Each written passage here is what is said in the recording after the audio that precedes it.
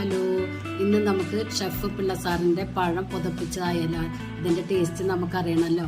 അപ്പോൾ അതിനായി ഞാൻ കുറച്ച് ചക്ക എടുത്തിട്ടുണ്ട്, 2 പഴം എടുത്തിട്ടുണ്ട്. ഇത് കട്ട് ചെയ്തെടുത്തിട്ട് വരാം. അപ്പോഴത്തേന് നമുക്കൊരു പാനിലേക്ക് 1 ടേബിൾ സ്പൂൺ ബട്ടർ ഒഴിച്ചു കൊടുക്കുക. ചെറുതായി കട്ട് ചെയ്ത ചക്ക ഇട്ട് ഒന്ന് വഴറ്റിയെടുക്കണം. ഏകദേശം ഒന്ന് കളർ ചേഞ്ചായി വരുമ്പോൾ പഴം ഇട്ട് കൊടുക്കുക. കട്ട് ചെയ്തത് റൗണ്ടിൽ വേണം കട്ട് ചെയ്തെടുക്കാൻ.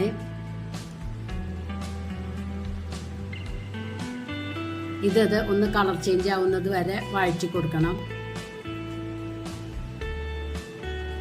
അപ്പോൾ ഇത് ഏകദേശം കളർ ചേഞ്ച് ആയി വന്നിട്ടുണ്ട്. ഇതൊരു ഭാഗത്തേക്ക് മാറ്റി വയ്ക്കുക. എന്നിട്ട് 1 ടേബിൾ സ്പൂൺ ബട്ടർ ഇട്ടിട്ട് ഒരു 1/4 കപ്പ് പഞ്ചസാര ഇട്ട് കാരമലൈസ് ചെയ്തെടുക്കണം.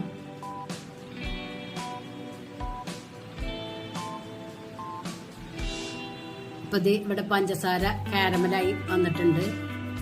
ഇനി ഇതെല്ലാം കൂടിയിട്ടൊന്ന് മിക്സ് ചെയ്തെടുക്കണം.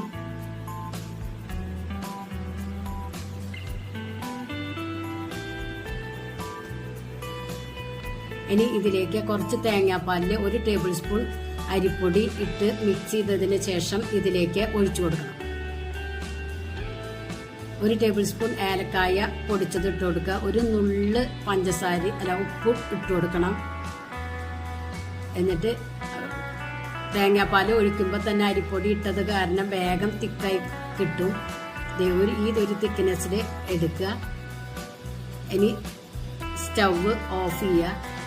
അടിപൊളി പഴം പുതപ്പിച്ചതാണ്. എല്ലാവരും ഒന്ന് ട്രൈ ചെയ്ത് നോക്കി ഫീഡ്ബാക്ക് അറിയിക്കുക.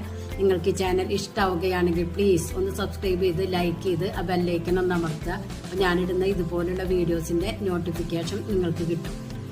ഫ്രണ്ട്സിന് ഷെയർ ചെയ്യാനും മറക്കരുത്. ഞാനിത് ബ്രെഡിൻ്റെ കൂടെയാണ് സെർവ് ചെയ്യണത്. നിങ്ങൾക്ക് വേണമെങ്കിൽ വെള്ളപ്പത്തിൻ്റെ ഒക്കെ കൂടെ കഴിക്കാൻ അടിപൊളി ടേസ്റ്റാണ് കേട്ടോ. Thank you.